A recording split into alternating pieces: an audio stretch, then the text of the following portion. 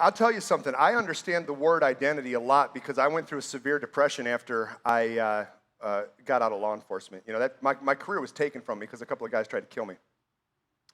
And if you know any cops and military personnel as well, a lot of them, their identity is in what they do. And like I said, it transcends a lot of different demographics and business demographics. But the truth of the matter is I felt a ton of identity in what I did.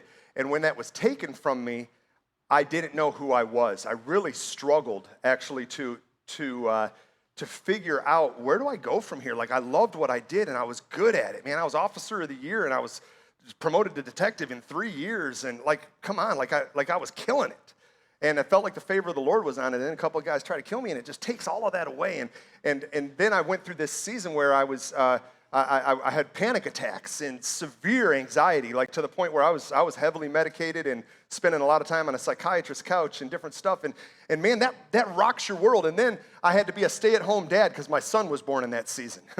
And that's everything I ever judged people for, Anthony. Like, I would see guys that were stay-at-home dads, and I was like, man, why are you making your wife go to work? When, like, that was the way I judged people. And then people who had depression, I was like, man, just think happy thoughts, dude.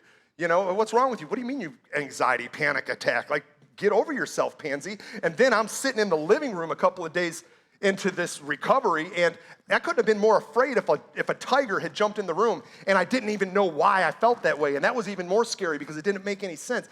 And so I had all of my strength. I lost 50 pounds, and at that time I was bench pressing over 300 pounds, and like I was in the best shape of my life, and I lost 50 pounds, which was all muscle weight, and I couldn't even stand on my own. You want to talk about identity? Like, I know what it's like to lose your identity.